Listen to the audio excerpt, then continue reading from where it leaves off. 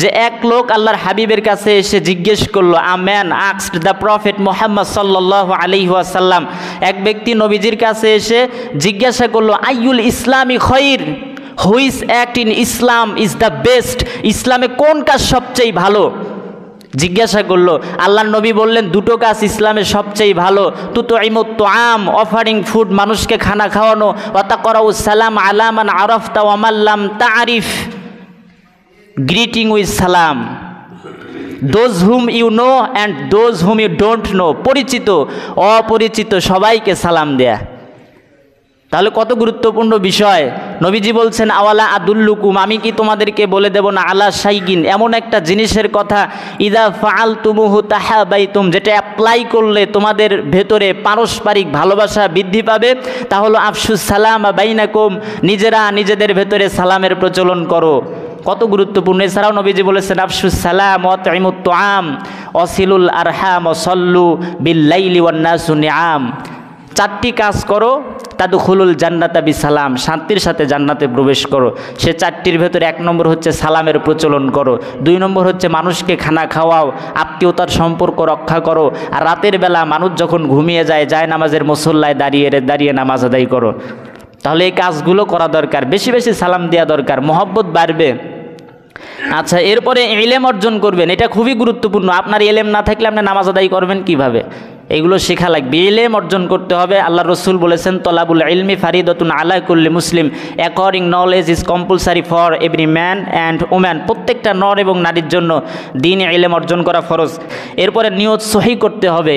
নবীজি বলেছেন, ইন্নামাল আমালু বিন্নিয়াত, প্রতিটা কাজই নিয়ত অনুযায়ী হয়ে থাকে।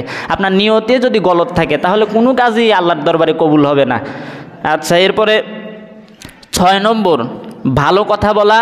আর যদি আপনি ভালো কথা বলতে না পারেন তাহলে চুপ থাকেন, তাও নাজাত পাবেন। রাসূল সাল্লাল্লাহু আলাইহি সাল্লাম বলেছেন যে, যেই ব্যক্তি আল্লাহ এবং পরকালের প্রতি বিশ্বাস স্থাপন করে সে যেন ভালো ভালো কথা বলে, ফালিয়াকুল খয়রান, ভালো ভালো কথা বলে। আর যদি তা না পারে তাহলে যেন চুপ থাকে। এরপরে 7 নম্বর, ভ্রাতৃত্ব বজায় রাখা। রাসূল সাল্লাল্লাহু আলাইহি সাল্লাম বলেছেন, আল মুসলিম ও আখুল মুসলিম, a Muslim is a brother to a Muslim, এক মুসলমান আর এক মুসলমানের ভাই। আমাদের ভেতরে ভ্রাতৃত্বের বন্ধন নাই। এরপরে হাসি খুশি থাকা, সবসময় রাগ মেজাজ না থাকা। রাসূল সাল্লাল্লাহু আলাইহি সাল্লাম বলেছেন, তাবাসসুমুকা ফি ওয়াজহি আখিকা সাদাকা, your smile to your brother is charity, তোমার ভাইয়ের সম্মুখে তুমি যে হাসো, মুস্কি হাসো, এটার জন্য আল্লাহ সাদাকার সমতুল্য সওয়াব দান করেন। বিস্তারিত এগুলো হয়তো বলতে পারলাম না, অন্য কোনো দিন বলবো। এরপরে 10টা বলছি, 8টা বললাম। এরপরে 9 নম্বর, জেল জুলুম কোনো কিছুর ভয় করা যাবে না। আর দুনিয়া সিজনুল মুমিন ওয়া জান্নাতুল কাফের, পৃথিবী এই দুনিয়াটা হচ্ছে যারা মুমিন তাদের জন্য জেলখানা, আর যারা কাফের মুশরিক ওদের জন্য বেহেশতের মতো। মানে দুনিয়া যেন ছাড়তেই চায় না, মনে করে এইটাই সব। বাবা চলে গেল, দাদা চলে গেল, এত বড় পাইলিং করলেন, বিল্ডিং করলেন, এতে কি করবেন? আপনিও একদিন এভাবে চলে যাবেন। আপনি চলে গেলে এই দুনিয়া আপনাকে নিয়ে ভাববেও না।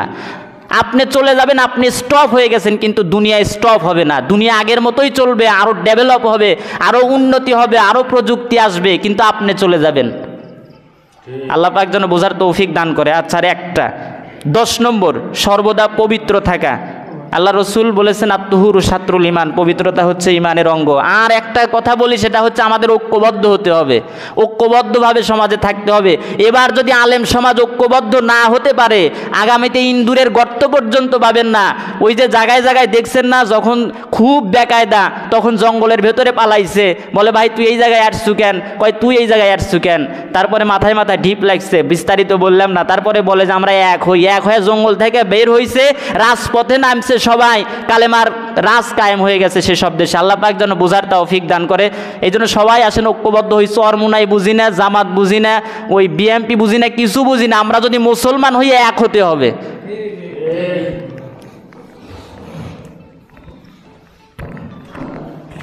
আলহামদুলিল্লাহ, ধন্যবাদ আব্দুল আজিজ ভাইকে, তার এই দিক নির্দেশনা মূল্যবান।